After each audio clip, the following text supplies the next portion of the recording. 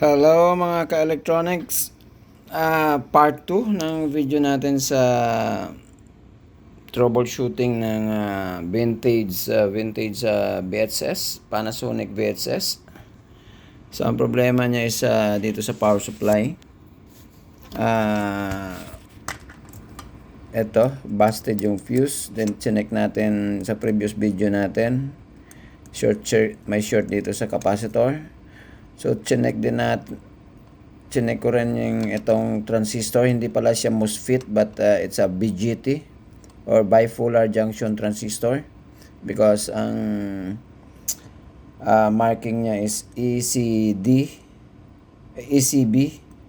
okay, emitter, collector and base. So kasi pag MOSFET yan is source, drain and gate. So, it's a BJT transistor. Now, kung subukan natin ulit i-check itong short circuit dito, no? So, dito na lang tayo sa i-clamp natin dito sa negative side ng capacitor. Yung negative probe natin. Okay, yung negative probe natin.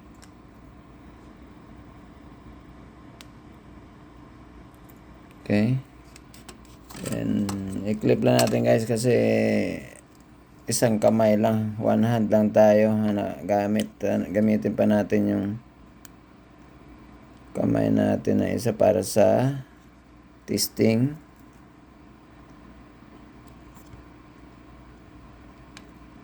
Okay. So see guys, andyan yung tester natin times 1. Okay, so check natin ulit dito. Yan, may deflection. Okay, check natin kasi etong voltage dito galing sa capacitor is didiretso yan dito sa regulator. So check natin dito sa emitter. Yan, kita nyo may deflection. That's emitter.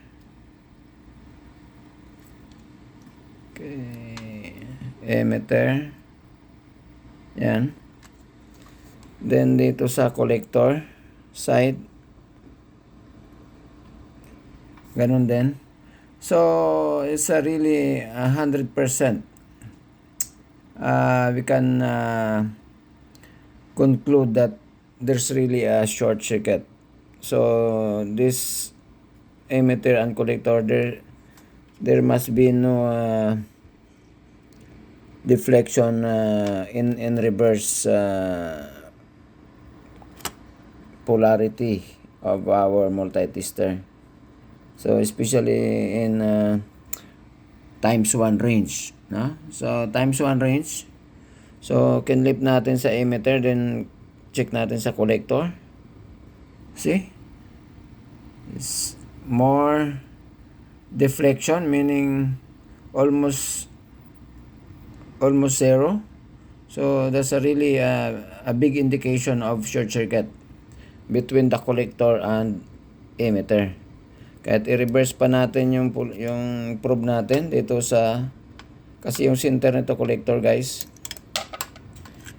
ito yung collector, yung center pin. Okay, then positive sa emitter, which is negative side yan ng transistor. See? So it's a very obvious indication of short circuit. So but the number is 3870, see, 3870. So I'll try to check in the internet.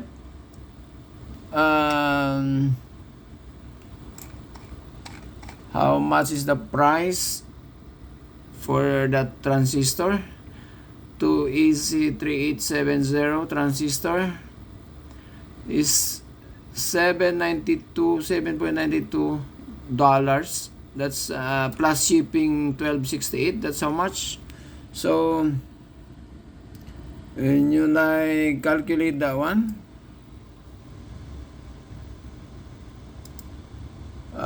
792, there are some is 8.06 plus shipping is 12.59. So mahal ang shipping, guys, no? Mas mahal pa ang shipping kumpara sa presyo ng transistor. So kasi malayo pa, from United Kingdom pa, meaning original talaga yan. Original ito, medyo mura, 634, but ganun din ang shipping, 1270. You see, ang presyo. Okay. Sinubukan natin hanapin sa Amazon kasi Amazon mas mabilis ang delivery. Wala rin, walang available. Ito yung lumalabas, mga simpleng transistor, low voltage. Maliliit na transistor. Yan. So, mayroon tayo sa mga junk natin dito, guys. Is ito, may mga transistor dito pero hindi naman pwedeng i-replace kasi ito, that's one is a regulator, fixed regulator 317. And this one, sinilip ko yung mga number nito is yung iba dito, like ito, MOSFET ito, no? Yung number niya, MOSFET. So, hindi pwede kasi 38C3870 is a BGT transistor.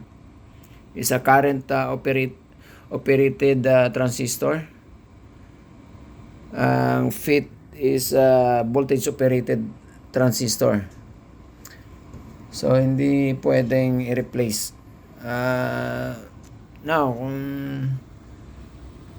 bibilhin natin to, guys, so you think worth ito na gastusan natin ng ganito? So let's say bibili natin ito pinakamura ito, $634 plus 1270, $6.34 plus 12.70 shipping. That's how much? $19.04. Gawin natin sa piso yan, siguro piso times i-times natin yan ng 50 US dollars yan eh. So, well, 952. So, almost 1,000. You think ito? Kasi vintage na nga. Wala nga tayo siguro mabili or marinta or mabili na mga bala nito. No? So, purpose lang natin is for troubleshooting. Now, pero subukan pa rin natin, guys, na ano. Ipakita ko sa inyo, guys, ha. Kasi may short circuit, di ba? Kung hindi man natin tumanapan ng pyesa, gawin na lang natin tong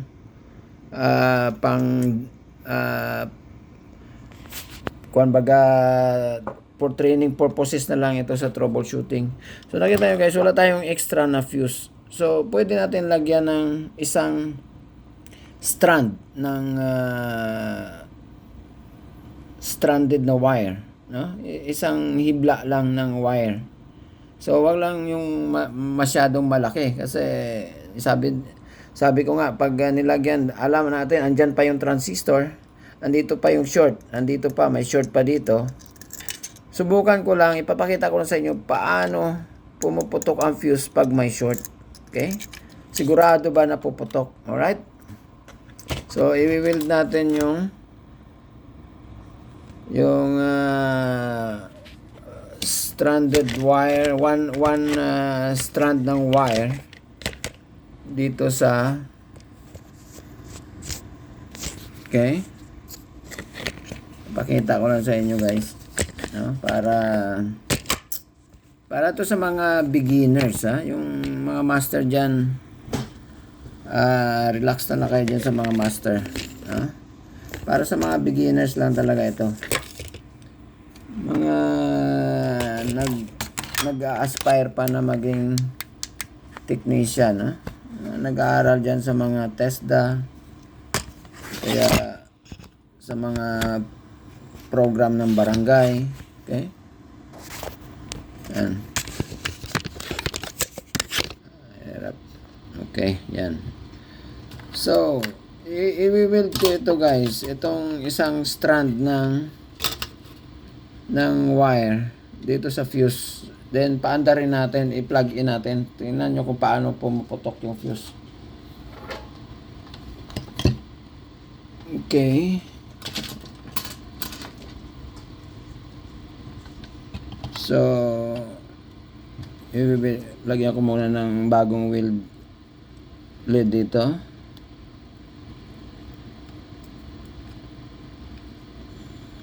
Para kapitan ng wire natin na gabing fuse. Ito, kinuha ko dito sa wire ng power supply na maliit. Okay, i-weld natin.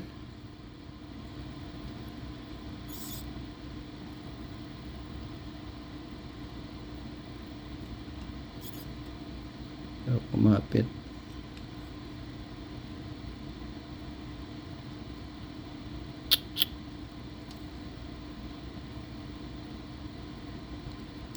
Na.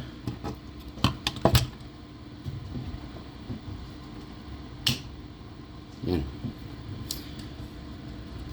Okay, weld natin sa kabila.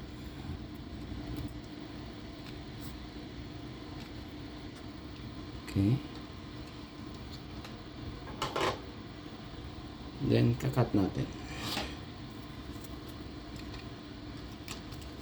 Guys, so mayroon na tayong fuse. Okay? Nakita nyo, mayroon na fuse. Yan, nakita nyo yan. Yan, yung wire na wineld natin dito. Isang strand ng wire. Huwag nyong lakihan yung wire, ha?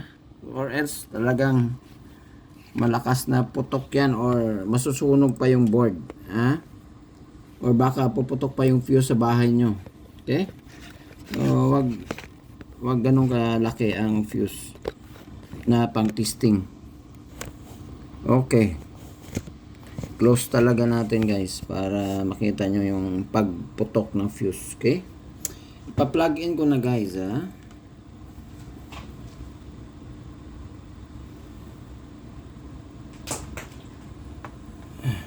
Huwag nyo itong gayahin sa mga ano ha, sa mga baguhan pa lang ha. Huwag nyo gayahin to guys ha.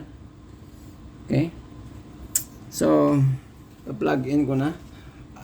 Alam natin may short ha, pero talagang lalagyan natin siya ng temporary fuse. Then i-plug in ko na to. Switch ko lang itong outlet ko para sigurado. Oh yeah. Okay. Now, magka-count ako ng 1, 2, 3 guys ha. Pag 3, switch on ko yung outlet. Then subukan nyo paano puputok yung fuse. Okay? 1, 2, 3. Okay? Nakita nyo guys? Putok yung fuse natin. Yan. So kahit ilang fuse pa ang ilagay ninyo dyan, dito, pag hindi pa na correct yung short circuit dito, ganun pa rin yan. Pag nilagyan nyo ng mas malaking fuse or malaking wire dito, no? Yung iba nagsa-science, no? Lagyan ng silver yung fuse. Huwag nyong gawin talaga yan kasi talagang pag nilagyan nyo ng binalot nyo ng silver yung fuse, lalo na sa mga bahay, no? Yan ang delikado. Talagang hindi na mapuputol yan. So, masusunog talaga lahat ng wirings mo sa bahay or sa electronics naman. Talagang malalaki pa yung damage dito. Pag ginawa nyo yan. So, dapat, bakit pumuputok ang fuse? Dahil tumataas yung current. Dahil nagkaroon ng short circuit between the positive and negative. Or sa AC line naman, because ito nasa AC pa yan. So, umabot yung earth ground and live wire. So, just imagine how many amperes yung dadaan dyan pag nag-abot yung 220 volts live and earth ground. Okay? So, delikado. Huwag nyong gawin sa yung ginagawa sa bahay. Yung ba, alambre pa, no? Sobrang delikado yan, guys. Sobrang delikado yan. Okay? So, wag nyong gayahin na yung nakita nyo sa ibang scientist. So, maling-mali yun, guys. So, subukan natin kung hindi tayo makahanap ng parts. Itong transistor na to, for sure, ito yung short circuit. Ipo-pull out lang natin sa next video natin. Then, subukan natin uli lagyan ng fuse kung puputok pa ba. Ibig sabihin, tanggalin na i-pull out lang natin to, wala tayong pamalit. Ibig sabihin, tinanggal natin yung short, then subukan natin i-plug in, lagyan ng fuse kung puputok pa ba.